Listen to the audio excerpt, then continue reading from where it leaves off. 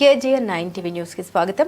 నల్గొండ జిల్లా మర్రిగూడ మండలం డాక్టర్ బాబాసాహెబ్ అంబేద్కర్ 135వ జయంతి సందర్భంగా కుదాబక్షపల్లి గ్రామంలో ఆధ్వర్యంలో గ్రామంలో పెద్ద ఎత్తున ఊరేగింపు చేసి గ్రామంలోని చౌరస్తా వద్ద అంబేద్కర్ చిత్రపటానికి పూలమాలలు వేసి కేక్ కట్ చేసి జయంతి వేడుకలు ఘనంగా నిర్వహించారు. ఈ సందర్భంగా పలువురు పెద్దలు మాట్లాడుతూ ప్రతి పౌరుడు బాబాసాహెబ్ అంబేద్కర్ రాసిన రాజ్యాంగం ప్రకారం నడుచుకోవాలి అని ఆయన అడుగుజాడలో నడవాలని తెలిపారు. ఈ కార్యక్రమంలో ఉప సర్పంచ్ షేక్ షబ్బీర్, వార్డు మెంబర్లు మేతరి యాదగిరి, మైలరపు రాజు, మహమ్మద్ జావేద్, నర్సింగ్ గణేష్, పొట్ట అశోక్, మాదకొని నాగరాజు, యాట యాదగిరి, మైలరపు గిరి, ఊరిపాక యాదయ్య, నక్క శ్రీనివాస్, బూర్కలి రాములు, ఇస్కెల యాదగిరి, మాతంగి ప్రవీణ్, బూడిద సాయి, నక్క సంజీవ, జాఫర్, తోకల నరేష్, నడ్డి యాదయ్య, గ్రామంలోని వివిధ పార్టీల నాయకులు, యువజన సంఘాల యువకులు తదితరులు పాల్గొన్నారు. వర్ధిల్లాలి భారత రాజ్యాంగం,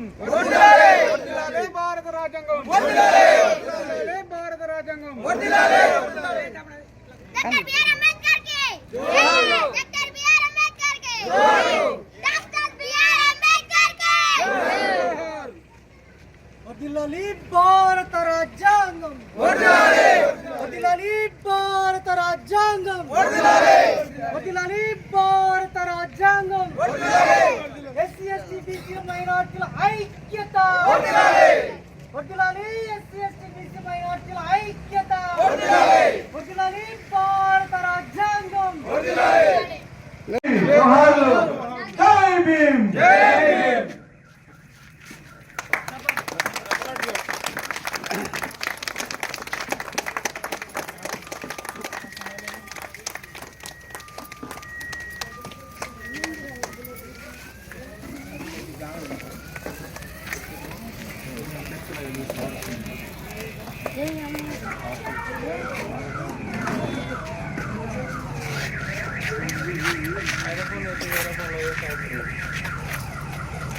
అందరూ కవర్ ఇక్కడ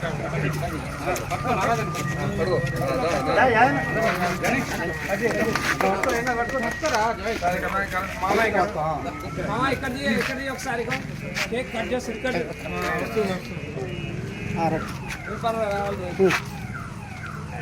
ఇప్పుడే టీవీ లేదు. నల్గొండ జిల్లా పాట అయితే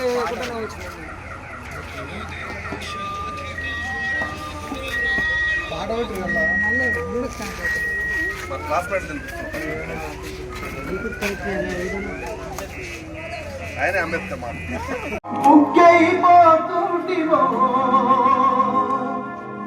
ఈ భరత భూమిలోనే మసి బొగ్గైపోతుంటిమో,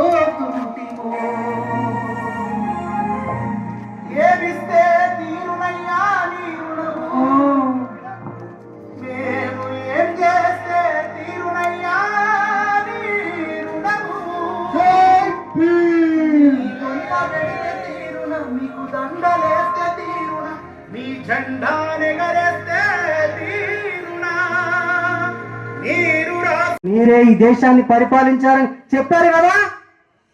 ఇగో ఆ స్ఫూర్తిని మన గ్రామంలో బీసీలు, ఎస్సీలు, ఎస్టీలు గ్రామ సచివాలయానికి శిరస్సులు, గ్రామ సచివాలయానికి వార్డు మెంబర్లు, గ్రామ సచివాలయాన్ని మనమే బాగు చేసుకుంటాం, మన ప్రజలని మనమే బాగు చేసుకుంటాం. ఆయన చెప్తా ఉన్నాడు ఏమని, నేను రాసిన రాజ్యాంగం 100% ఈ పాలకులు, రాష్ట్ర ప్రభుత్వాన్ని పాలిస్తున్నటువంటి పాలకులు, కేంద్ర ప్రభుత్వాన్ని పాలిస్తున్నటువంటి పాలకులు ఇంప్లిమెంట్ చేస్తే, అమలు చేస్తే ఈ భూమి మీద బీసీలు, ఎస్సీలు, ఎస్టీలు 3 ముక్కలుగా కాబడినటువంటి ప్రజలు భూమి మీద స్వర్గం చూస్తాడన్నాడు. ఎంత గొప్ప మాట అండి. అంబేద్కర్ ఎక్కడో పుట్టిండు, మన మిత్రుడు, మన ఇంతసేపు మాట్లాడాడు. ఆయనకు మన సంబంధం ఏంటి?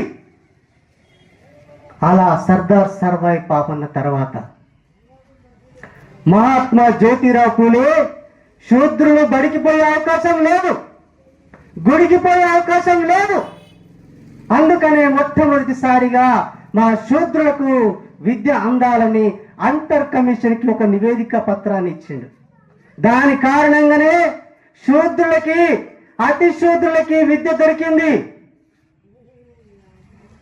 ఆ ప్రకారం తర్వాత ఆయన సంస్కరణ చేసి, పోరాటం చేసి చనిపోయిన 5 సంవత్సరాలకే ఈ మహావీరుడు ప్రపంచ జ్ఞాని ఆయన జననం ప్రారంభమైంది.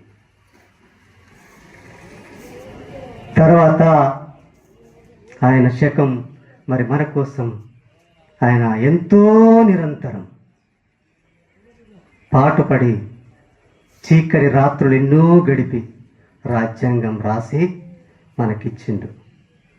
శాసన సభ్యులు కావచ్చు, పార్లమెంట్ మెంబర్ కావచ్చు, ప్రధానమంత్రి కావచ్చు, ముఖ్యమంత్రి కావచ్చు, వార్డు మెంబర్ కానుంచి ప్రధానమంత్రి వరకు ఇవాళ రాజ్యాంగం రాసినటువంటి అంబేద్కర్ వలన ఇవాళ మనం పొందగలుగుతున్నాం. కాబట్టి ఆయన యొక్క ఆశయ సాధనకై మనం కృషి చేయాలి.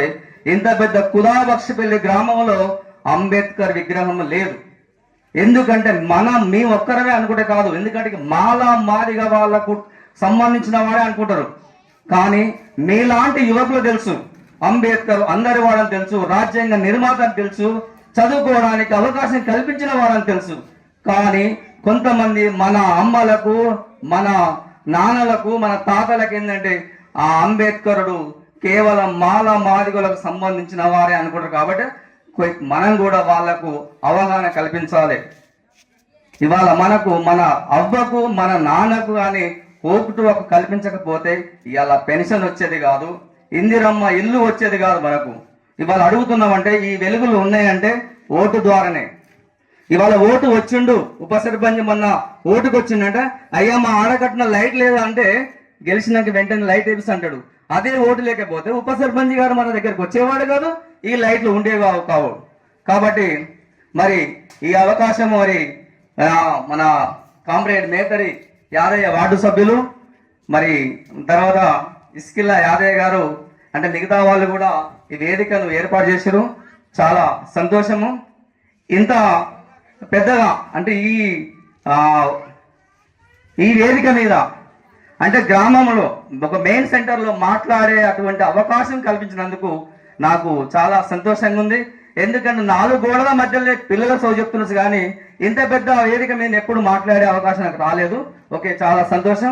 మరి ధన్యవాదాలు ఈ అవకాశం కల్పించినందుకు.